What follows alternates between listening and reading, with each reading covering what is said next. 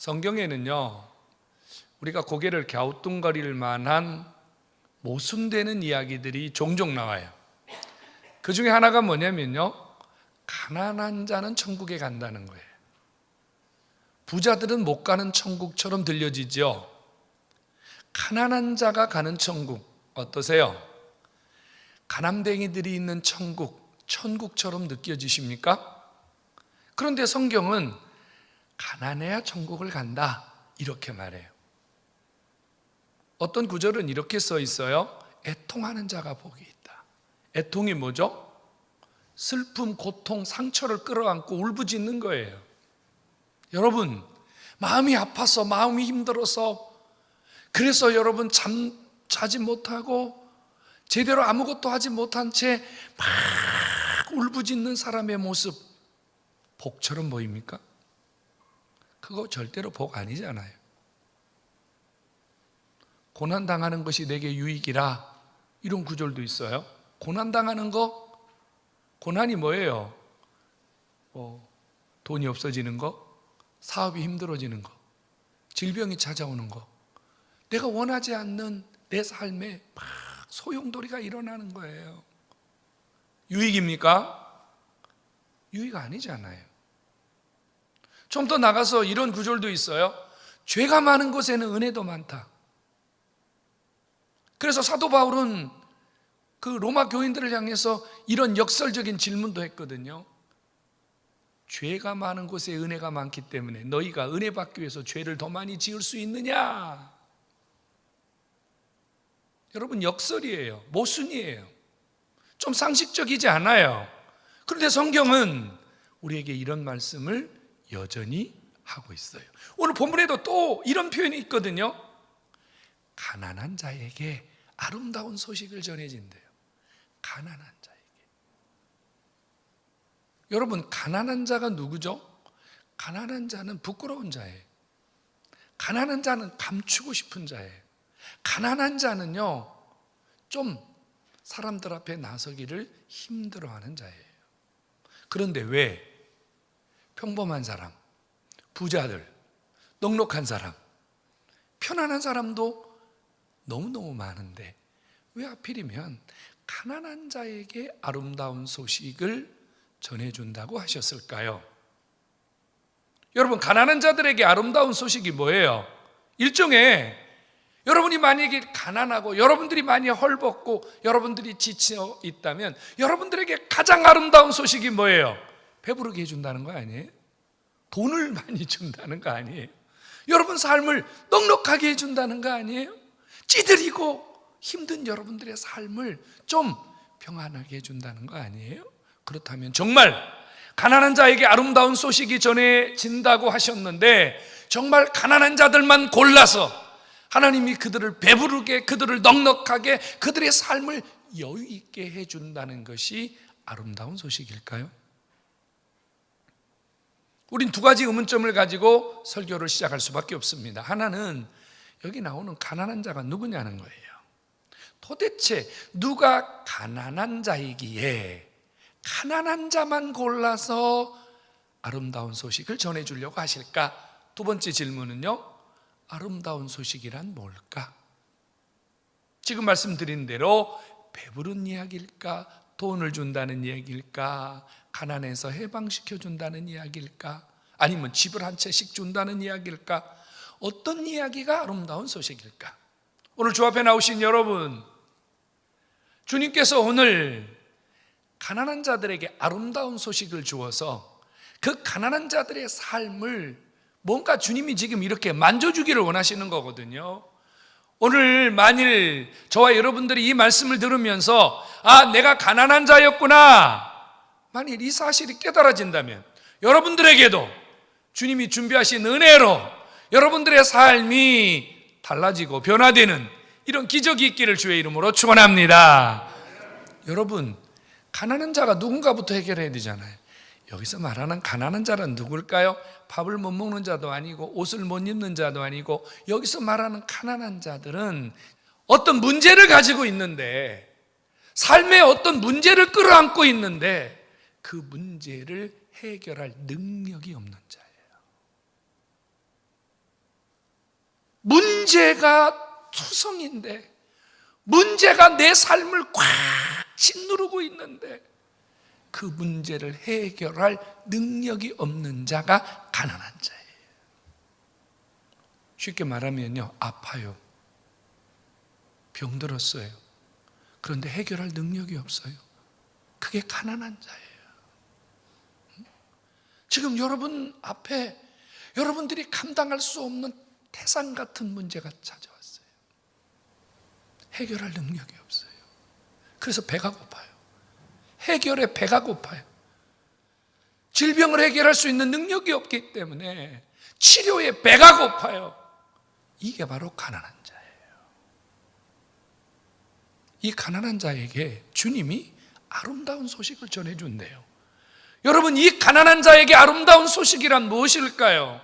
바로 해결할 능력이 없고 자신의 힘으로는 아무것도 할 수 없는 거지 상태, 무능 상태를 예수님께서 다 대신 맡아주시고 주께서 해결의 길을 열어주신다는 것이 아름다운 소식인 줄로 믿으시기를 축원합니다. 성도 여러분, 아무런 해결 능력이 없는 자에게 해결자가 온다? 여러분, 이것보다 더 아름다운 소식이 어디 있어요? 아파서 더 이상 치료할 방법이 없는 자에게 치료자가 나타나서 내가 고쳐줄게. 여러분, 이것보다 더 아름다운 소식이 어디 있어요? 지금 삶이 다 무너져 버렸어요. 소생할, 다시 일어날 기력이 1도 없어요. 그런데 누가 와서 여러분들의 삶 속에 걱정하지 마, 내가 일으켜 줄게, 내가 다시 세워줄게, 다시 회복시켜 줄게. 이것보다 더 아름다운 소식이 어디 있습니까? 여러분, 오늘 주님이 여러분들의 해결 안 되는 문제들, 여러분들이 도저히 해결할 수 없는 문제들 예수님이 다 대신 지시고 해결해 주시려고 해결자이신 예수님께서 여러분 곁에 오셨음을 믿으시기를 축원합니다. 이것이 여러분들에게는 어떤 소식보다 복된 소식입니다. 그래서 예수님이 내 문제를 해결하신다, 예수님이 나를 구원하신다, 예수가 나를 치료하신다, 예수가 내 삶의 모든 것을 회복하신다. 이것이 굿뉴스, 복음인 줄로 깨닫기를 축원합니다. 복음은 나를 일으키시는, 나를 회복시키시는, 나를 살리시는 예수님의 소식입니다. 성도 여러분, 예수 그리스도 그분을 통하여 여러분들의 힘으로 할 수 없는 가난, 여러분들의 힘으로 할 수 없는 가난, 이 가난에서 탈출하는 놀라운 은혜가 있기를 예수님의 이름으로 축원합니다. 영육간의 삶에 꽉 막혀 있는 우리의 삶이 예수님을 통해서 해결되는 삶, 이것이 가난 탈출입니다. 한 번 더, 오늘 주 앞에 나오신 여러분들, 예수님이 여러분들의 모든 가난을 다 대신 담당해 주시고 여러분들을 그곳에서 탈출시켜 주시는 이 놀라운 은혜, 바로 여러분의 삶 속에 오늘부터 다시 한번 시작되고 여러분 삶 속에서 계속해서 이런 일이 일어날 수 있기를 주님의 이름으로 축원합니다. 여러분, 가난한 자의 삶은 슬픈 삶이에요. 아픈 삶이에요. 생각해 보세요. 어떤 문제가 찾아왔는데 그 문제가 해결이 안 된 채 하루, 1년, 3년, 5년 시간이 지나 보세요. 그것은 근심, 걱정, 아픔, 좌절, 낙심, 상처. 나만 힘들어요? 문제가 안 되는 삶은 나만 힘든 게 아니에요. 내 주변에 있는 모든 사람을 다 힘들게 해요. 여러분, 얼마나 힘들게 하는지 몰라요. 오늘 저와 여러분들이 그동안 나 이것 때문에 너무 아팠어, 나 이것 때문에 정말로 되는 일이 없었어, 나 이것 때문에 이 사람하고도 힘들고 저 사람하고도 힘들고 너무 힘들었어. 만약에 이런 문제를 가지고 여기 나왔다면 오늘 그거 다 해결받고 가시는 은혜의 시간 되기를 주의 이름으로 축원합니다. 주님이 해결해 주세요. 여러분, 주님이 아름다운 소식, 주님이 복된 소식, 주님이 우리의 모든 문제를 해결하는 해결의 소식을 가지고 오셨어요. 주님 어떻게 해결해 주십니까? 오늘 성경이 이렇게 말해요. 우리가 죄를 뒤집어 쓰고 앉아야 되는데 예수님이 내 대신 죄를 다 뒤집어 쓰시고 나에게는 화관을 씌워주신대요. 화관. 여러분, 왜 백성들이 잿구더미에 앉아서 죄를 뒤집어 쓰는 줄 아세요? 죄를 자기 몸에 날리면서 탄식하고 절망하는 이유가 뭔 줄 아시냐고요? 왜 죄를 뒤집어 써요? 왜 다른 것도 많은데? 죄가 뭐지요? 나무를 태우고 난 찌꺼기, 옷을 태우고 난 찌꺼기, 심지어는요 사람을 태우고 난 찌꺼기입니다. 죄를 뒤집어 쓴다는 뜻은 무슨 말이냐면요, 내가 죽게 생겼다는 겁니다. 내가 더 이상 소망이 없다는 뜻이에요. 내가 더 이상 길이 없다는 뜻이에요. 한마디로 말하면 죄를 자기 몸에 뒤집어 쓰면서 탄식하는 것은 나는 더 이상 길이 없으니 차라리 나를 여기서 죽여주세요. 이게 죄를 뒤집어 쓰는 거예요. 세상에는 방법이 1도 없다는 거지요. 그런데 주님이 아름다운 소식을 가지고 오셨어요. 그 죄, 죽을 수밖에 없고 탄식할 수밖에 없고 절망할 수밖에 없는 내가 나를 향해서 뿌려대던 그 죄를 그만 뿌려라.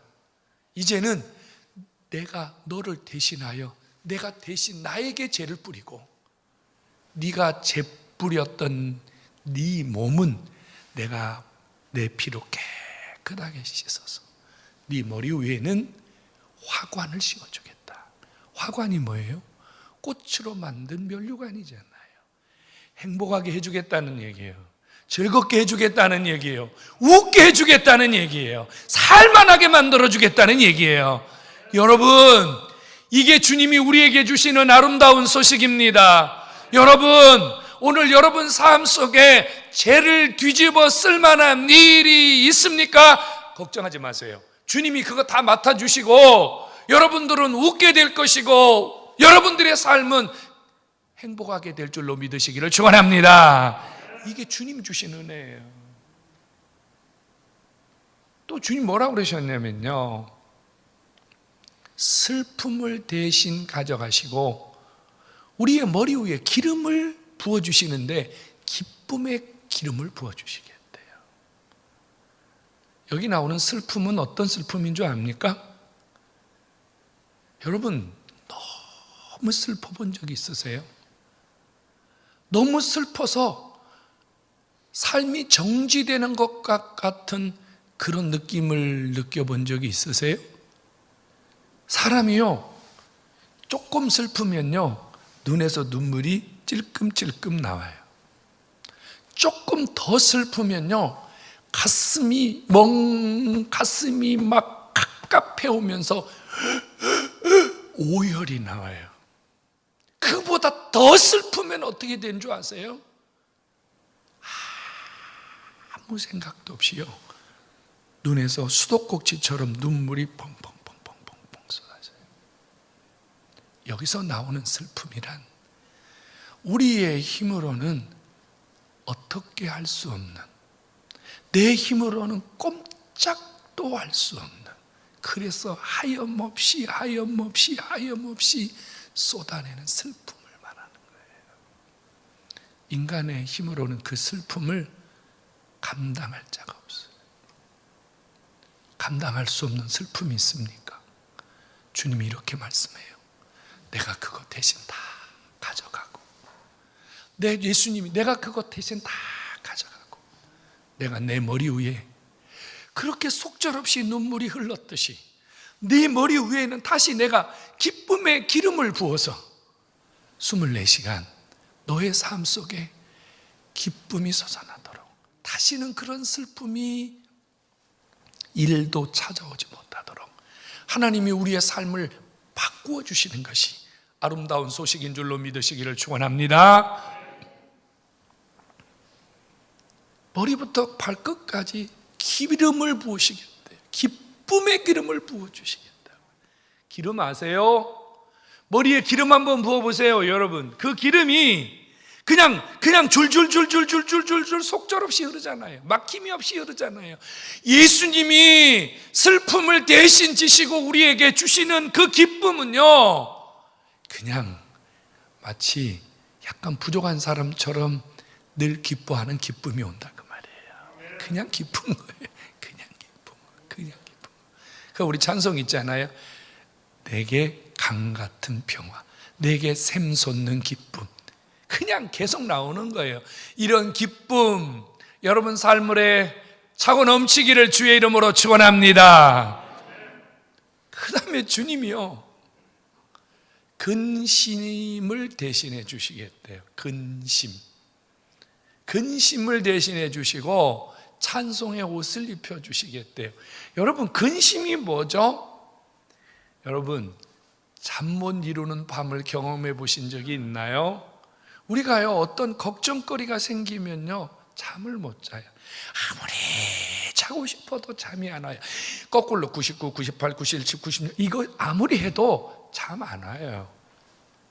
근심이 있으면, 걱정이 있으면 잠을 못 자요. 아세요? 벽시계 초침이 툭툭툭 이렇게 지나가는데, 그렇죠? 평소에는 귀 대고도 안 들리잖아. 근데 그 밤중에 시계 초침이요, 마치 막 기둥이 지나가는 소리처럼 쿵쿵쿵 들려온다고요. 그런데 하얗게 밤을 새우는 거예요. 뭐 때문에? 머리부터 발끝까지 근심이 떠나가지 않기 때문에.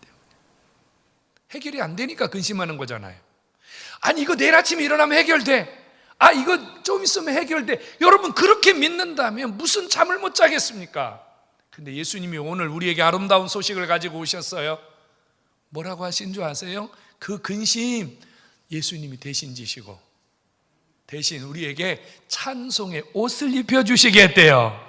24시간 근심이 떠나지 않던 나에게 24시간 찬송이 나오는 삶을 주시는 이 주님의 아름다운 소식 부여잡으시기를 주의 이름으로 축원합니다. 찬송. 그래서 길을 걸어가면서도 찬송, 그죠? 일을 하면서도 찬송, 설거지 하면서도 찬송. 여러분, 이 소식이 여러분들의 삶을 일으키는 복 있는 소식이요, 아름다운 소식이요, 생명의 소식임을 믿으시기를 축원합니다. 그래서 오늘 여러분, 이 말씀이 나한테 와야 되잖아. 내 삶 속에 임해야 되잖아요. 여러분, 아름다운 소식을 가지고 우리의 모든 문제를 해결하시는 주님을요, 오늘 성경이 뭐라고 그랬냐면요, 그분은 은혜의 해라 이랬어요. 은혜의 해라. 똑같은 표현을요, 말라기 4장에서 말라기는 뭐라고 표현했냐면요, 치료하는 광선이라 이랬어요. 예수 그리스도 그분이 아름다운 소식을 가지고 오셔서 해처럼, 치료하는 광선처럼 우리의 삶의 모든 문제들을 대신해 주시고 바꾸어 주시고 치료해 주시고 고쳐 주신다는 약속입니다. 그러므로 오늘 주 앞에 나오신 여러분, 은혜의 해요 치료의 광선이신 예수님을 통해서 여러분도 치료받고 가시고 회복받고 가는 은혜가 있기를 주의 이름으로 축원합니다. 우리도 해결받아야 돼요, 여러분. 뭐 해결받아야 되죠? 마음이 상한 거 해결받아야 돼요. 마음이 상한 거. 마음이 상했다는 거 무슨 뜻이에요? 여러분, 마음이 패였다는 뜻이에요. 패였다고요. 우리 왜 그 가구 같은데 긁히잖아요, 그렇죠? 스크래치 긁힌다고요. 가구는 한번 이 스크래치가 나면 그대로 가만히 있어, 더 이상 누가 건들지 않으면. 근데 우리 마음속에 어떤 스크래치가 생기면, 우리 마음이 한번 긁히면요, 이 마음은 긁힌 채로 그냥 있는 게 아니야. 그 자리가 골마, 그 자리가 더 깊은 상처로 변해버려요. 그래서 이 마음의 상처를 치료받지 않잖아요. 그럼 우리가 병들어요. 마음의 병이 어디로 오냐면요, 육신의 병으로 찾아와요. 암에 걸린 사람들을 조사했더니 그 암에 걸리기 전 5년 전까지, 이 암에 걸린 사람이 5년 전까지의 삶을 조사했더니 그 5년 안에 이 암에 걸린 사람에게 아주 중요한 사람이 죽든지, 아니면 충격적인 일이 벌어졌든지, 아니면 이 사람의 마음속에 어떤 깊은 좌절이나 상처를 경험했든지, 세 가지 경우를 가지고 있는 사람이 90% 정도 되더라는 거예요. 그러니까 여러분, 우리 마음의 병, 마음의 상처를 치유받지 않으면 이 마음의 상처 때문에, 마음이 병든 것 때문에 우리 육신까지 무너져 버린다는 거예요. 성도 여러분, 이 마음의 병 치료 잘 돼요? 이 마음의 병 치료 안 돼요, 여러분. 이 마음의 병이 치유가 안 되기 때문에 사람들이 미안합니다, 자살하는 거예요. 여러분, 몸이 아파서 자살했다는 사람 보셨어요?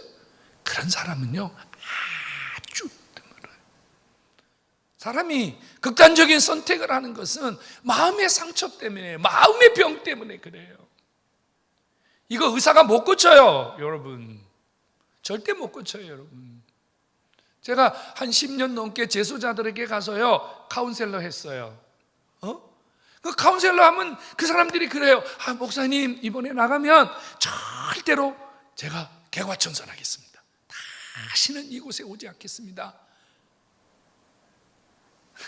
조금 있으면요, 다시 오세요. 우리 별단다 그러죠? 3개, 5개, 7개, 10개, 제가 15개까지 별다른 사람 봤어요. 근데 그게 뭐 중한 죄가 아니야.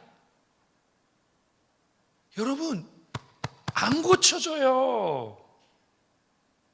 여러분, 지금 여러분 마음속에 상처들이 있잖아요. 남편에 대한 상처, 자식에 대한 상처, 부모에 대한 상처, 친구에 대한 상처, 혹은 성도들에 대한 상처 있잖아요. 상처. 이게 잘 안 고쳐져요. 이거 고치려면요, 약이 필요해요. 무슨 약이요? 예수님 말이에요. 예수님. 주님 약 외에는, 예수 그리스도 그분 외에는 여러분, 이 마음의 상처를 치유받을 수 있는 길이 없어요. 오늘 예수 그리스도 그분이 여러분들의 마음에 상한 것을 다 고쳐주기를 원하세요. 여러분, 예수님이 여러분들의 마음의 상처를 치유해 주시려고 주님이 대신 채찍에 맞으시고, 대신 주님이 질고를 지시고, 대신 주님이 죽으셨다, 그 말이에요. 그러니 여러분이 갖고 있는 상처 치유받으려면 어떻게 되냐면요, 주님에게 내놓으셔야 돼요. 아버지, 저 여기 아파요.